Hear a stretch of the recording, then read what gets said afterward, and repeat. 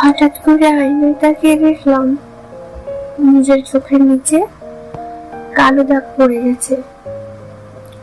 প্রথমে মনে হলো হয়তো ঠিক মতো ঘুম না হওয়ার কারণেই এমন হয়েছে, কিন্তু একটু পর খেয়াল করে বুঝলাম শুধু ঘুমের অভাব নয়, এর পেছনে লুকিয়ে আছে অনেক রাতের না ঘুমানো হাজার চিন্তা, অগণিত টেনশন আর নিজের সঙ্গে নিজের নীরব যুদ্ধ। যে চিন্তাগুলো কাউকেই বলা হয়নি, যে কষ্টগুলো নীরবে সহ্য করেছি, হয়তো সেগুলোই ধীরে ধীরে আমার চেহারায় ফুটে উঠেছে। আজ বুঝতে পারছি মানুষ শুধু কথাই নয়, কখনো কখনো তার চোখের নিচের কালো দাগেও বলে দেয় যে সে ভেতর থেকে কতটা ক্লান্ত।